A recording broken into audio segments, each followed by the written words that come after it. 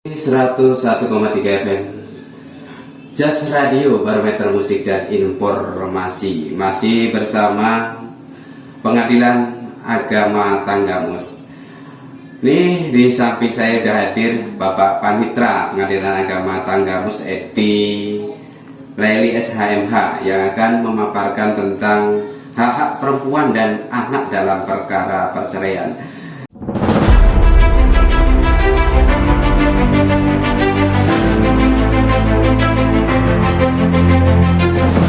Gimana Pak Panitra?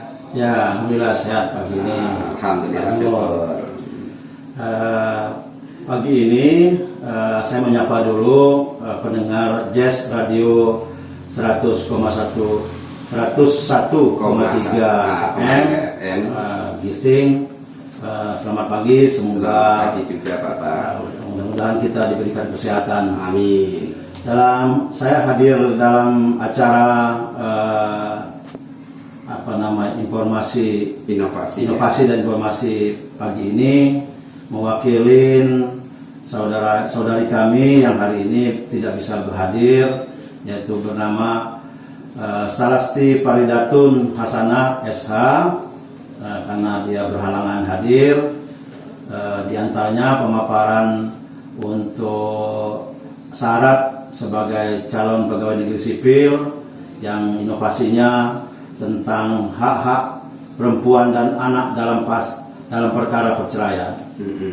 Di Pengadilan Agama Tanggamus kami konsen terhadap kepada hak-hak anak kepada perempuan dan anak setelah terjadinya perceraian, sesuai dengan surat edaran Dirjen Badan Peradilan Agama nomor 1669/HK.00/5/2001 tentang jaminan pemenuhan hak-hak perempuan dan anak pasca perceraian. Akibat putusnya perkawinan karena perceraian, satu diantaranya ibu dan atau bapak tetap berkewajiban memelihara dan mendidik anak-anaknya. Dua, bapak bertanggung jawab atas semua biaya pemeliharaan dan pendidikan anak-anak. Pengadilan dapat mewajibkan kepada bekas suami untuk memberikan biaya kehidupan dan menentukan suatu kewajiban bagi bekas istrinya.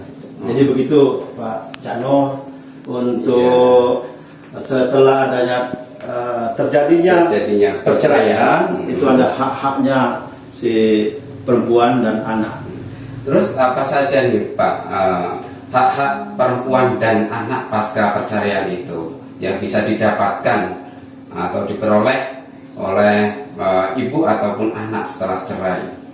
Ya, sahabat Jazz Radio sekalian, hak-hak perempuan ini dan anak pasca perceraian, terkadang masyarakat itu tidak tahu masalah hak-haknya. Nah, maka sekarang kita punya inovasi untuk disampaikan kepada masyarakat, apa sih hak-haknya perempuan itu kalau terjadi perceraian. Dalam perkara cerai talak yang diajukan oleh suami, perempuan dan anak itu berhak atas satu, nafkah idah, itu nafkah kecuali mantan istri yang nusus. Nah, apa yang mantan istri nusus ini? Mantan istri nusus itu mantan istri yang tidak taat kepada suaminya, atau bahasanya mungkin durhaka lah ya, tidak taat kepada suaminya. Jadi selain itu nafkah idah. Jadi nafkah idah tadi nafkah yang diberikan dalam waktu masa tunggu. Jadi istri kalau dia mau digugat oleh si suaminya, jadi ada hak dia sih, salah satu tadi nafkah idah. Keduanya nafkah maskan atau tempat tinggal dan kiswa pakaian, kecuali istri jatuhi talak bain atau nusus. Membangkang kalau udah masa dalam begini kan. Jadi istri membangkang, kalau disuruh-suruh dia nggak mau, jadi nggak taat, mungkin dia nggak dapat nafkah. Tidak dapat, harus seperti ini. Keadaan dalam keadaan tidak hamil. Terus yang selanjutnya itu mut'ah. Jadi istri mendapat mut'ah, kecuali mantan istri yang qabla duhul, belum digauli. Jadi kalau dia ngajukan cerai tapi belum pernah bergaul, seperti layaknya suami istri, dia tidak dapat apa mut'ah. Mut'ah itu hadiah. Apa? Dulu pernah ada yang ngajukan cerai, itu hadiahnya apa? Saya minta mut'ah kolam ikan misalnya. Ya bisa saja Pak ya. Dia minta biasanya mut'ah mas kawin seperti itu. Selanjutnya ini mahar terutang. Kalau pas saat nikahnya dulu dia belum lunas maharnya, ya bisa dimintakan lagi. Gitu. Yang selanjutnya adona merupakan biaya pemelihara anak yang belum mencapai umur 21 tahun.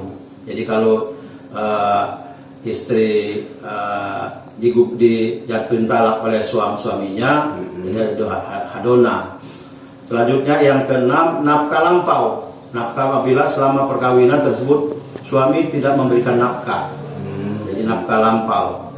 Yang selanjutnya harta bersama dibagi menurut ketentuan pasal 96 dan 97 kompilasi hukum Islam.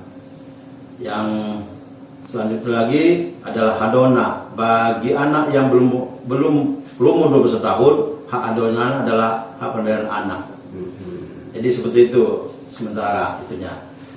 Terus ini ada dalam perkara cerai gugat nih, perempuan dan anak berhak atas apa saja nih Pak? Ya, tadi perkara istri digugat, ya, diceraikan oleh suaminya, ada hak terhadap anak. Dan sekarang si istri sendiri yang mengajukan cerai ke pengadilan agama, dia bisa minta nafkah di antaranya nafkah lampau apabila selama pernikahan suami tidak memberikan nafkah lampau. Jadi dimasukkan dalam surat gugatan itu seperti hak lampau. Keduanya kalau dia mengajukan harta bersama yang diberikan menurut ketentuan dalam pasal 96 dan pasal 97 kompilasi hukum Islam. Selanjutnya adalah hadona bagi anak yang belum mengerti. Jadi hak asuh anak. Jadi dia bisa minta nafkah. Berapa sih nafkah dia kalau dia mau bercerai langsung? Nanti gimana bentuk putusan, nanti hakim akan menetapkan di putusan pengadilan itu berapa per bulannya dia harus itu. Berarti harus sesuai dengan tetapan pengadilan. Ya, nanti ada putusan pengadilan akan ditetapkan hakim berapa per bulannya. Disesuaikan biasanya itu kalau di gugatan itu disebutkan juga berapa sih penghasilan suami itu sebulan. Nah, misalnya walaupun dia mungkin nggak hadir, bisa jadi suaminya itu nggak hadir persidangan, tapi istri hadir di persidangan, dia minta nafkah seperti itu kalau mengajukan gugatan cerai. Terus ini ada pengertian, apa sih pengertian perempuan berhadapan dengan hukum ini? Yang dimaksud perempuan berhadapan dengan hukum ini apa sih Pak? Jadi perempuan berhadapan hukum itu adalah perempuan yang berkonflik dengan hukum sebagai korban atau saksi atau pihak. Jadi ada lagi kewajiban hakim kalau sudah tadi, misalnya kalau tadi cerai talak tadi, si istrinya misalnya mengajukan perlawanan juga, dan tadi juga istrinya yang mengajukan cerai gugat juga situ. Jadi hakim akan ada kewajiban sesuai dengan surat Dirjen tadi, Mahkamah Agung. Satu kewajiban hakim itu adalah mengadili perkara perempuan berhadapan dengan hukum sesuai dengan asas non diskriminasi, persamaan di muka hukum, keadilan, kemanfaatan dan kepastian hukum. Dua, menjamin hak perempuan terhadap akses serta setara dalam memperoleh keadilan. Tiga, mempertimbangkan kesetaraan gender dan dalam putusan. Empat, memfasilitasi perempuan berhadapan dengan hukum untuk mendapatkan pendampingan. Jadi begitu.